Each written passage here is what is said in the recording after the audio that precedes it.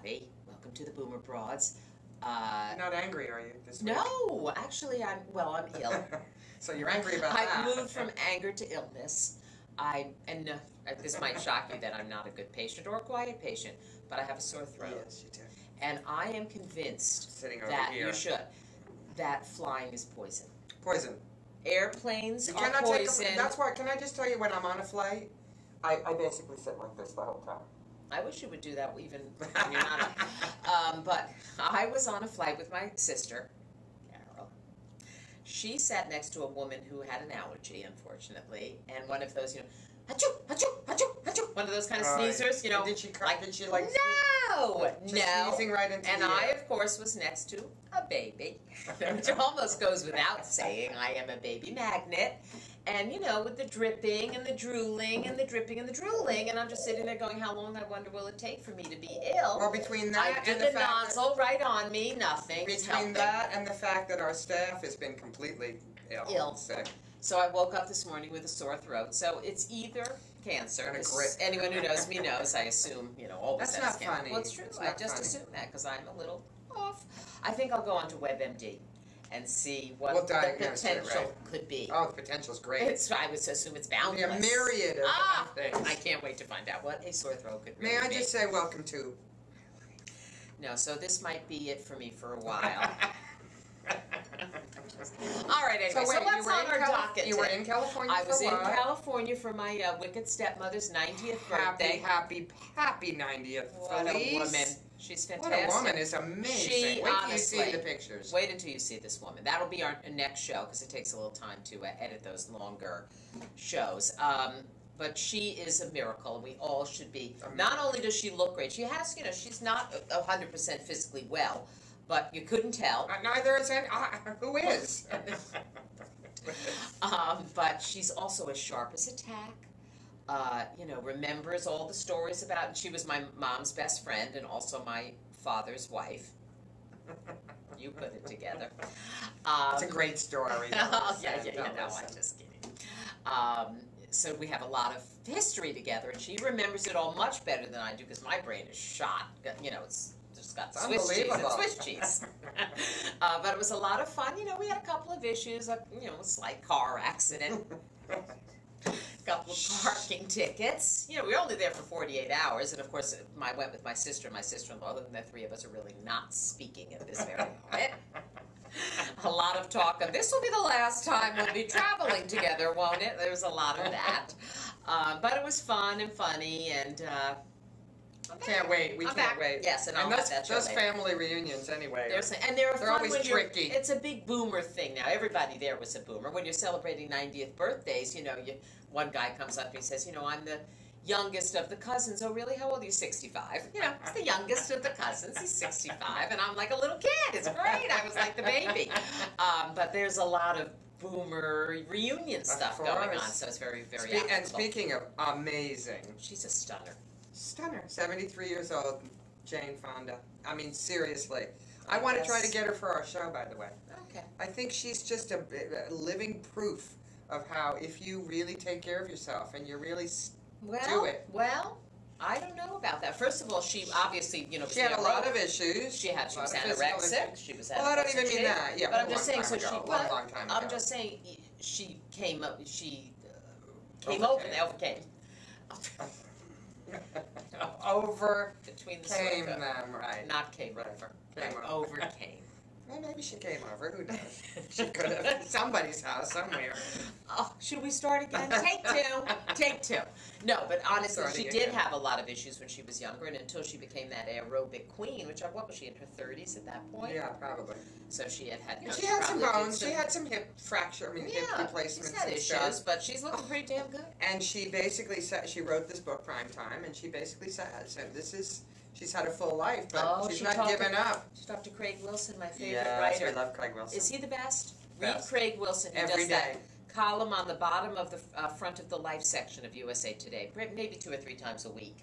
And he is just a riot. Fabulous He's writer. Fantastic. We love you, Craig. So talking about fabulous, let's talk about Warren Buffett. I love him.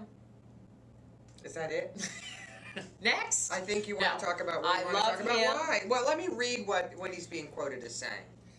My friends and I have been coddled, are you listening? Coddled long enough by a billionaire-friendly Congress. Amen. Now, our regular fans know where we come from politically, so it's not going to be a big surprise that we sided with Obama, and that I still personally think he's doing the best he possibly can. But finally, a rich person is calling for taxes on the mega rich. Well, I think Obama's mistake was calling for taxing of the rich and calling the rich a family who makes $250,000. What he should have done is said, let's tax the rich. Everybody who makes over $1 million has to pay their fair share, because $250,000 you can be struggling in this country. Yeah, it was too low. And I think that turned people off. But yes, sirree, Bob, you find all those Enrons of the past that got all those breaks. And all those Wall Street mega millionaires Absolutely. we bailed them out. We bailed them out, and now they're making more money than they ever made before, ever. And they're like pulling their hair out because the stock prices went down. I mean, stock market went down. I don't care. I don't have that many stocks. I really don't. I know I'm supposed to care more. But you do not want the stock market to be suffering. Of course you don't, because then your business will. Everything suffers. Your children, everybody will suffer. You want the healthy economy. I want a healthy economy, but I think the way to get to a healthy economy is by having those who are making a lot of money to pay a little more than their fair share. Yes, I agree with you. Or to pay their fair share. Really. Well, more than in other words, if they're being taxed 15% or 20%, we're being taxed 15 to 20%, tax them 30% or whatever it would take to get the hundreds of millions of dollars out of these billionaires that they won't feel. You cannot spend $100 million in your lifetime, let alone $1 billion. Then tell me why the Republicans are so rabid. Well, because many of these people are supporters of theirs. So it's totally self-serving. That's the only reason. And I do think that we heard it today on the Doug Stephan show. Again, they ridiculed us. I don't know why. They think the broads are not. They're conservative Republicans. Yes, they are. And their attitude men. is, how dare you take my money and give it to things like public television, which I don't believe in. If you want to take more money from me, that's not quoting you. That's quoting him. Yes, that's quoting. You believe in public television. I do. I do believe in public television. Whether I think the federal government has to be giving the money, I would rather it came from private donations. Honestly, and for the most part, I would rather the government focused on things like feeding people, making good roads, having new jobs, and new jobs. I really would, and things like public television. And I do like public TV, but you can't get into the details of it. You can't then start telling everybody how to start spending it. But Doug Stephan was saying, listen, you want to take more money from me, then let me decide where that money goes. Which, of course, is extremely dangerous and would never happen. But that is the attitude. That's what the Republicans are actually saying. That is the attitude. They're saying, if you're going to take more money, we'll tell you how you're going to spend it. Right. And we're like, but that doesn't solve the problem. Right. Then we still have the problem. Right. The Republicans seem to be somewhat adverse to giving more money to social programs and lean more towards giving money towards the military. The Democrats are the opposite, et cetera, et cetera. So that's when we just come like this.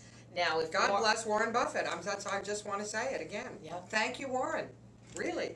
Thank you, Warren. And he's a brilliant man. I'm sure we'll be hearing from him. Right. And I think, you know what, it was interesting, and Doug did make, I think, one interesting point, Doug, which was Mark Zuckerberg did take $100 million and give it to exactly what he wanted to give it to, which in this case was the Newark school system. Now, if Obama could figure out a way to get even that to happen, where people like Warren Buffett would give he said, okay, poverty is my issue. I'd like to give $100 million to help poverty, or I'd like to give job creation. Right, those kind of things. I mean, maybe there's a way to do that. I think that would be very difficult, complicated, but maybe that would help. It happened under FDR, where he created jobs and government agencies that wound up creating more jobs. I think that's really what Obama tried to do with the stimulus funds. Yes, but that didn't work. It didn't work. And now he's got an order in Congress, and I think that's the frustration. Is that it doesn't matter what he proposes and suggests. Right, he's going to be opposed. But finally, one very, very rich person said, I agree with him. I'm willing. I'm willing to help. Take it from me. I'm willing to help. Stop coddling me. Right. When was the last time you heard anybody say that? It's great. Nobody. All right, so speaking of... Moving right along from Warren Buffett. Speaking of coddling, okay. No coddling. No coddling. We don't have much time. But, yes. So don't coddle. Okay. But we first of all, our thanks to the Red Hat Society and the great show we did with the leadership there, and hopefully you've checked in and taken a look at that. But we just saw a very stimulating movie that we wanted to quickly talk about, right? The Help. What a film. Loved it. What a book, and what a film. And I was very worried, as everybody was worried, I think, who loved the book, that the film would never live up to it. But you know what? It did. And I thought that performance... Viola Davis. They might as well just give her Oscar now. Honest Seriously. God. Talk about being able to communicate without saying a word. That woman. The eyes alone, the face alone. She was amazing. It's a great movie. We really enjoyed it, but it really was provocative. It really reminded me. I actually grew up in the South, and I want to say hello to my friend from my sweet, darling high school friend who was here this last weekend. Leslie. In Boston. Hi, Leslie. Sorry I'm beating you in some of those beautiful word games, Leslie. Honey, I am sorry. Don't worry about it. She's nasty, very nasty. Sorry about it.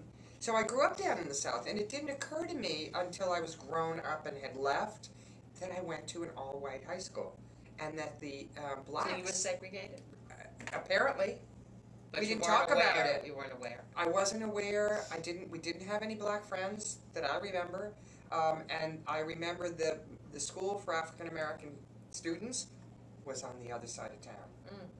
So it was obviously segregated, and I grew up in southern Florida, not Miami, but near Miami, and it was just interesting. It was thought-provoking. I certainly remember when Medgar Evers was killed in Mississippi. I certainly remember the governor, blockading schools and not letting students in, and I certainly remember the whole civil rights movement in general. And that is the backdrop for this movie, and it's really quite fascinating. It's a great film. It is a must-see film. It really is. And Bryce Howard did a great job. And too. She did. Oh, that's an unbelievable performance. She was the central racist figure. Yeah. But don't be fooled. This is not a quote-unquote chick flick, which I think it's being sort of people saying, it's a chick flick. I'm not going to that thing. It is not a chick flick. This is not a romantic comedy in any way, shape, or form. Although there's absolutely no sex in it. No, well, that doesn't mean it's a chick flick. Well, I'm just saying maybe that would attract more of the man. I don't know. Oh, I don't know either. It's just a good deep film with really good performances, and I read a review that was an interesting comment because you would expect these performances to be somewhat stereotypical or caricature-ish. Not one of them. No, I didn't think so at all. You think of each person had a personality, and they were not just, she's the racist. She was a woman. You could see her depth in her breath, and you could see such performances from, from the smallest part, like a Cicely Tyson, who was only on for 5 minutes. Yes, but she was powerful. She was powerful in those 5 minutes. She was Constantine, so she was Skeeter's caretaker. And you didn't like Emma Stone as much as I did. No, although I love Emma Stone. Very good. I love she her. plays Skeeter, sort of the. Anybody who's read the movie knows who that is, but the woman who writes the Help, actually. But see it. A Boomer Broads thumbs up from the Boomer Broads. 5 stars. Four thumbs up, right? 4 thumbs up. 4 thumbs That's up. right. We loved it. So it was a good week, and I also wanted to thank our friend Sam Calvanio for sending us some cute little things. Funny. Hysterical. I tweeted those. Yeah, hysterical. The Texas text slang for baby boomers. NSR needs some roughage. T4W, time for whiskey. M, Margaritaville.